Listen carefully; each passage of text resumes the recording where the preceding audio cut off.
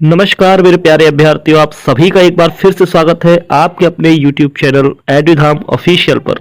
एडुधाम official पर MP TET वर्ग 3 की तैयारी यहाँ पर कराई जा रही है।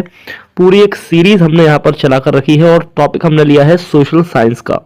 वेरी इंपॉर्टेंट टॉपिक, 20 मार्क्स का है। 20 मार्क्स आप इसमें पूरे ला सकते हैं। इजी टॉपिक्स हैं, बस आपको ध्यान देना है कि आप जो भी क्वेश्चन कर रहे हैं उन्हें प्रॉपर तरीके से करते रहें। टॉपिक जो हमारा चल रहा है अभी, वो चल रहा है natural vegetation and types of forest. आपको बता दूं, इससे पहले के भी कई टॉपिक्स मैंने अपने चैनल पर अपलोड कर दिए हैं। आप उनके concept class plus MCQ class दोनों अलग अलग मैंने दे चुका हूं, तो आप चाहे तो दोनों क्लासेस अटेंड कर सकते हैं। ठीक है, चलिए हम ज़्यादा टाइम वेस्ट ना करते हुए अपने इस टॉपिक को शुरू करते हैं। नेचुरल वेजिटेशन का सबसे पहली बात तो मतलब क्या है, ये हमारे समझना बहुत ज़रूरी है। What is natural vegetation?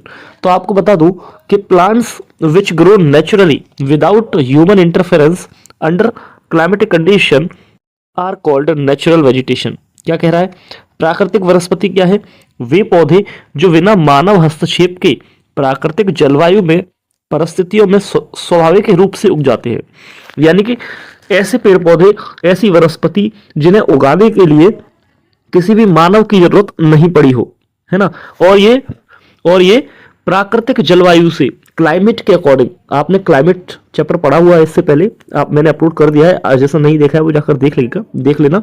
मैंने पूरे क्लाइमेट चैप्टर को समझाया है। ठीक है, तो क्लाइमेट के होते हुए जो वनस्पति अपने आप उग जाए, उन वनस्पतियों को हम कहेंगे नेचुरल वेजिटेशन। क्या कहेंगे? Natural vegetation. जो स्वतः होने वाली पेड़ पौधे या वनस्पति को हम क्या कहेंगे? नेचुरल वेजिटेशन, जिसमें कोई भी मानव का हस्तक्षेप ना हो। जैसे कि जंगल आप जानते हैं जंगल क्या है? जंगल एक नेचुरल रिसोर्स है, किसी ने उसको उगाया नहीं है, ये हमें ऑलरेडी मिला है ना, प्रकृति की देन है ये। चलिए आगे बढ़ते हैं। Factors affecting natural vegetation. आपको जो इंपॉर्टेंट यहाँ पर चीजें पढ़नी है वो ये है कि क्या क्या फैक्टर्स हैं जो नेचुरल वेजिटेशन को प्रभावित करेंगे। कौन से कारक हैं जो प्राकृतिक वनस्पति को प्रभावित करते हैं? तो पहला कारक यहाँ पर हम देख रहे हैं, वो पहला कारक है रिलीफ। क्या है? रिलीफ क्या होता है? रिलीफ होता है स्थलाकृति, यानी कि किस जगह पर कैसी आकृति। देखिए यहाँ पर इसको समझिए, स्थल आकृति को मैंने यहाँ पर लिखा स्थल और आकृति, है ना, स्थल और आकृति। तो आप इस वर्ड से समझ पाएंगे कि हम यहाँ पर रिलीफ की बात कर रहे हैं, और रिलीफ का मतलब होता है स्थल आकृति। जैसे कि हमारी पृथ्वी पर जो भी लैंड मास है वो अलग अलग आकृतियों के बने हुए हैं। जैसे अगर मैं बात करूं माउंटेन, प्लेन्स और डेजर्ट, ये मैंने 3 अलग अलग लिए हुए। तो आप ये देखेंगे कि माउंटेन्स पर आपको जो फॉरेस्ट मिलेंगे वो कॉनिफेरस फॉरेस्ट मिलेंगे। कैसे मिलेंगे? Coniferous forest. अच्छा, ये आपको पूछा जा सकता है कि किस टाइप के फॉरेस्ट आपको माउंटेन पर देखने को मिलेंगे। 4 ऑप्शन दे देगा, डेसिडियस फॉरेस्ट, कॉनिफेरस फॉरेस्ट और भी 2-3 एवरग्रीन फॉरेस्ट। तो आपको ये बताना होगा कि माउंटेन पर जो आपको फॉरेस्ट मिलेंगे वो कॉनिफेरस मिलेंगे। कैसे मिलेंगे? कॉनिफेरस, यानी कि पर्वत जो है, तो पर्वतों पे जो फॉरेस्ट आपको मिलेंगे देखने को, वो कैसे फॉरेस्ट मिलेंगे? शंकुधारी वन आप समझते हैं। शंकुधारी वन होते हैं, आप ये मानिए कि लंबा सा पत्ता रहेगा, है ना, शंकु की तरह। ठीक है। अच्छा, इनका फायदा क्या है? इनका फायदा है कम पानी को भी क्या कर लेते हैं, इजीली कैप्चर कर लेते हैं, है ना। तो ये शंकुधारी वन होते हैं। अच्छा, प्लेन्स की अगर हम बात करें, प्लेन्स कैसा होता है? समतल भूमि होती है। समतल भूमि यानी कि यहाँ पर आपको डेसिडियस फॉरेस्ट और ग्रासलैंड मिलेंगे, यानी कि पर्णपाती वन और घास की भूमि। ये आपको कहाँ मिलेगी? मैदानों में। कहाँ मिलेगी? मैदानों में। चलिए नेक्स्ट यहाँ पर देखिए, डेजर्ट की बात करें, यानी कि कुछ जगहों पर डेजर्ट होता है, तो यहाँ पर आपको कांटेदार झाड़ियां मिलेंगी। क्या मिलेगी? कांटेदार झाड़ियां। रिलीफ का मतलब ये होता है कि जमीन को कितने भागों में बांटा गया। तो जमीन को मैंने पहला भाग बांटा गया कि किसी जगह पर माउंटेन होंगे, किसी जगह पर प्लेन होंगे और किसी जगह पर डेजर्ट होंगे। अब माउंटेन में अलग तरीके के पेड़ पौधे मिलेंगे, प्लेन्स में अलग तरीके के नेचुरल वेजिटेशन मिलेंगे और डेजर्ट में अलग तरीके के मिलेंगे। तो मैंने यहाँ पर तीनों आपके साथ साझा कर दिए हैं, आप इसको एक बार जरूर पढ़िएगा। चलिए अगला जो पॉइंट हम देख रहे हैं वो पॉइंट हम देखेंगे क्लाइमेट। क्या देखेंगे? क्लाइमेट। क्लाइमेट भी एक फैक्टर है जो नेचुरल वेजिटेशन को क्या करता है, मैं NV लिख रहा हूं, नेचुरल वेजिटेशन को क्या करता है, प्रभावित करता है।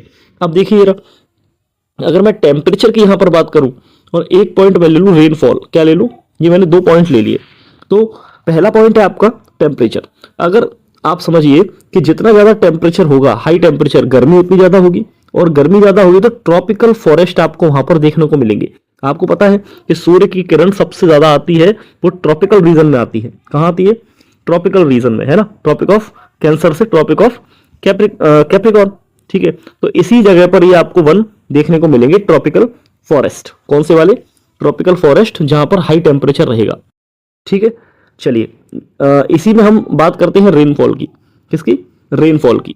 चलिए रेनफॉल में आप ये समझिए कि अगर आपकी हाई रेनफॉल होती है, अगर आपकी हाई रेनफॉल होती है तो उस जगह पर एवरग्रीन फॉरेस्ट आपको देखने को मिलेंगे। कैसे मिलेंगे, एवरग्रीन फॉरेस्ट। ऑब्वियस सी बात है, जितनी ज्यादा बारिश उतनी बेहतरीन जंगल, ठीक है। मॉडरेट रेनफॉल होती है तो आपको डेसिडियस फॉरेस्ट यहां पर देखने को मिलेंगे, यानी कि पर्णपाती वन। कैसे, पर्णपाती वन देखने को मिलेंगे। अच्छा, अगर लो रेनफॉल होती है तो थॉर्नी बुशेस। थॉर्नी बुशेस का मतलब होता है एक तो कांटेदार झाड़ियां। क्या रहती है, कांटेदार झाड़ियां। ये आपको कहां देखने को मिलेंगे, जहां पर लो रेनफॉल होगी, ठीक है ना। तो ये फैक्टर है क्लाइमेट जो इफेक्ट करता है रेनफॉल को और टेम्परेचर को, ठीक है। नेक्स्ट जो फैक्टर हम यहां पर देख रहे हैं वो देखेंगे सॉइल। क्या देखेंगे, सॉइल। सॉइल में आप क्या देखेंगे कि अगर कोई फर्टाइल सॉइल है तो वहां पर डेंस फॉरेस्ट होगा और एग्रीकल्चर फॉरेस्ट होगा, यानी कि वहां पर हम खेती भी कर पाएंगे और फॉरेस्ट भी जो होगा वो घना होगा। कैसी जगह पर, जो आपकी फर्टाइल भूमि है, फर्टाइल सॉइल है।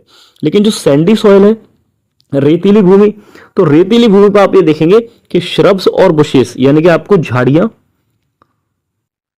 आपको यहां पर झाड़ियां देखने को मिलेंगी। क्या देखने को मिलेंगी, झाड़ियां, ठीक है। कौन सी जगह पर, आपको सैंडी सॉइल, यानी कि रेगिस्तानी एरियाज में आपको यहां पर श्रब्स यानी कि झाड़ी और बुशेस, जो छोटे छोटी झाड़ियां होती हैं उन्हें श्रब्स एंड बुशेस बोलते हैं, ठीक है।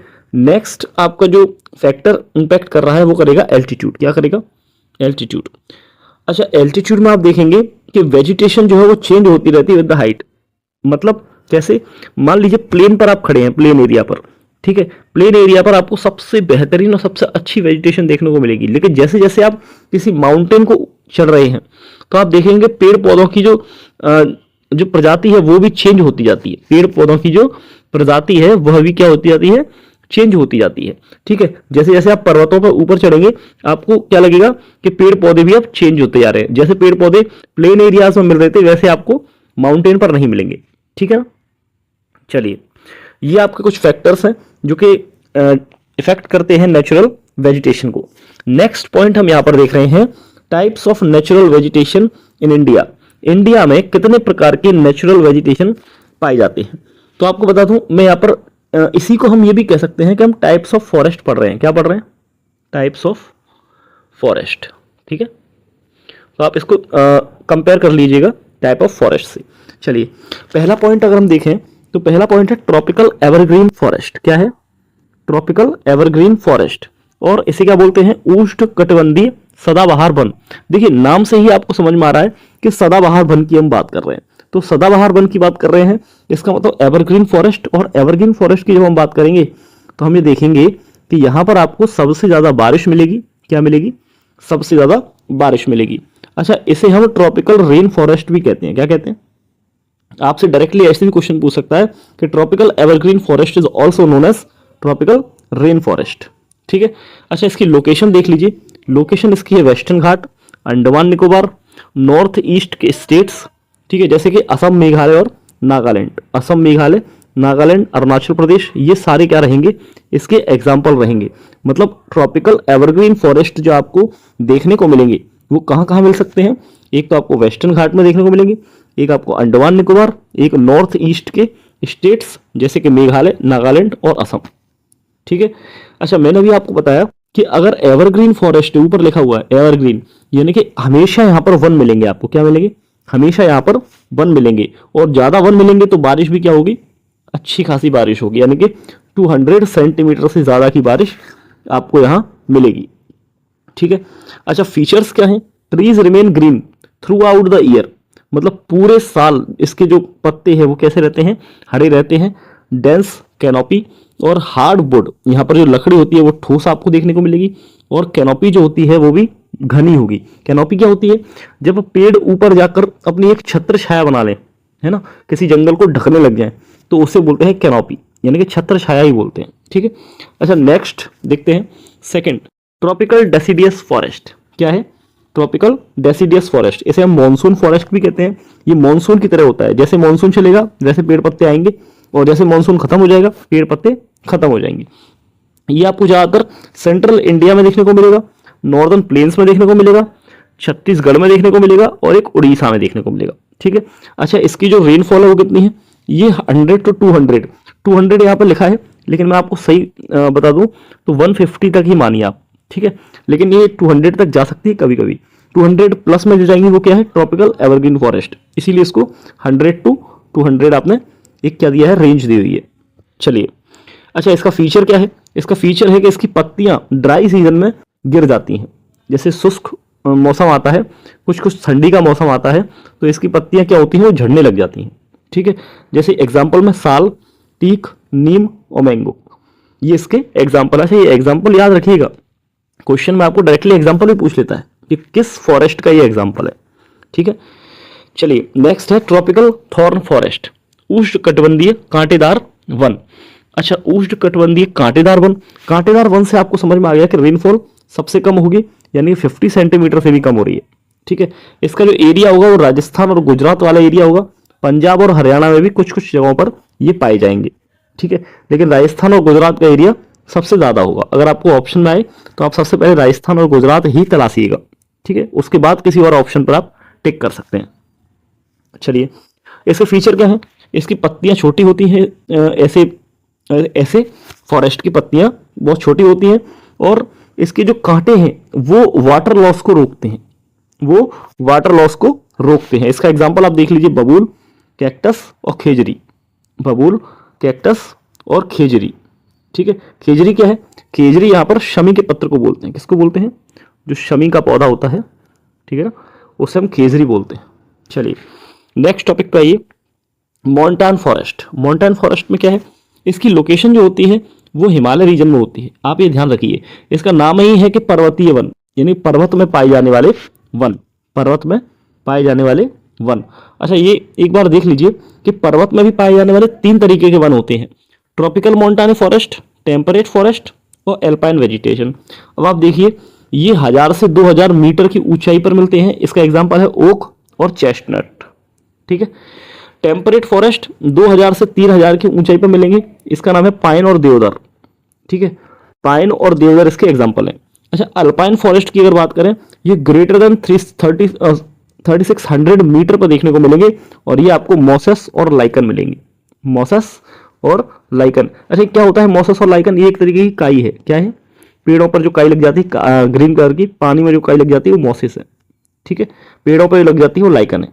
ठीक है, तो ये आपको कहाँ देखने को मिलेंगी, ये आपको अल्पाइन वेजिटेशन में देखने को मिलेंगी, जो माउंटेन पर ग्रेटर देन 3600 मीटर ऊंचाई पर आपको ये देखने को मिलेंगी। ठीक है, तो आप इसके डिस्टेंस से भी इसको याद कर सकते हैं, है ना, कि कौन सा मोंटाने है, कौन सा टेम्परेट है, कौन सा अल्पाइन। आप ऐसे याद रखिए कि 1000 से 2000 पहला मोंटाने, 2 से 3 टेम्परेट, और उससे ऊपर चले जाओ तो अल्पाइन।